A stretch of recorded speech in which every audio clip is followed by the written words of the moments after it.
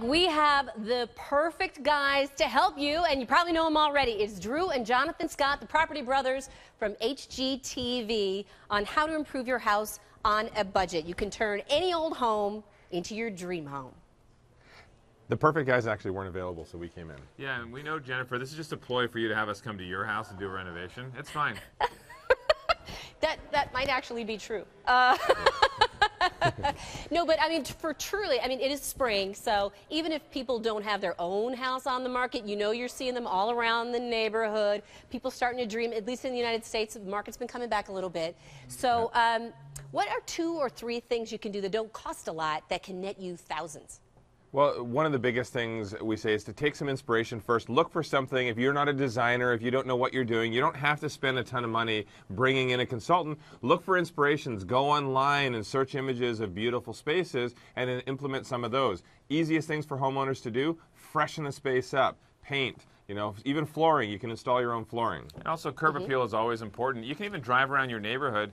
If your lawn is the lawn that's more brown than green and your fence is falling apart or the paint on your house is looking rough, get some inspiration in your neighborhood. Try to make your house one of the nicer houses on the block, and that's the wow factor that buyers need when they come by your house. This is the busiest season, too, so you want to make sure you get one shot at this in the spring, one shot to sell your house, and this is the best time to make sure you go with your best foot forward. All right, now if you're watching from home and you're thinking about ways to get inspiration, not only can you watch this clip, but by the way, they've also got Pinterest pages with a lot of their ideas and how you can do them.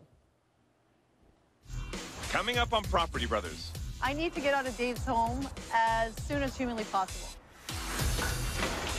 I'll help them realize a fixer-upper could be their perfect home. And I'll transform it into their dream home. All right, now, we got a question from a viewer. It's kind of your money saver / cheap question. Can you use, this is from Jan W., a granite overlay? Is that a good idea? Is it durable? Is it worth it? There are products out there that are overlay products, but in reality, I've never been a fan of just covering up the problem. And, you know, same with flooring. Some people will put new flooring right over top of the old.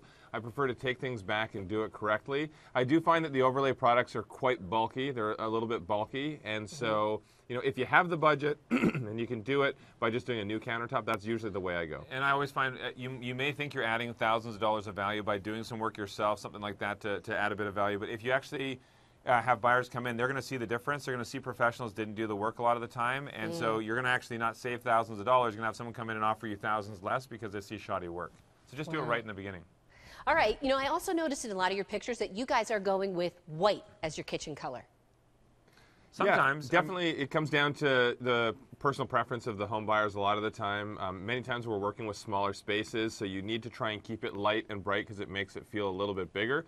Everything comes and goes in cycles. You know, there's trends in everything. The cabinets that we're doing right now that are white, they're a lot nicer and a lot different than the cabinets in the 80s that were white, because those today just look like a cruise ship. But we actually find that a lot of people they're looking for ways to expand their square footage, and so what we're focusing a lot on this season is actually outdoor living space, and we just launched our outdoor living collection, Scott Living, on QVC, and so this is us being able to give people an opportunity to use furniture design instead of just renovation. People can't afford to do an addition on their home a lot of the time, so this is ways that you can utilize that outdoor space for entertainment. All right, well, Jonathan just mentioned it could look like a cruise ship. So speaking of cruise ship, so you guys are taking a cruise and people who love you can come along? We thought, what's a better way to hang out than trap ourselves at sea with 2,000 of our biggest fans? But we did. We actually booked an entire cruise ship, sailingwiththescotts.com. We've brought a bunch of our other hosts from HGTV and other networks, and we're going to just have a great time, a lot of design workshops. This will be a chance to hang out and interact one-on-one with us, but also a chance to really learn and get some takeaway info. Well, all these questions that you're asking, we want our fans to be asking this face-to-face with us. So we have ourselves, Jillian Harris, Jason Cameron, our other brother JD. We have a whole bunch of us. We're going to educate, and we're all going to get a tan together. And you're really going to hang out, right? Not just give the lectures? Oh, yeah, I've already got my European Speedo. And you saw what Borat wore? Jonathan has that same bathing suit. So if you need to see that, go to sailingwiththescotts.com. No, it's going to be great. Who wants to be in New York weather in November when you can be down in the Caribbean sun? It sounds good. All right, many thanks to Drew and Jonathan. Thank you for waking up early, joining us in your outfits. I love that so you can always tell them apart.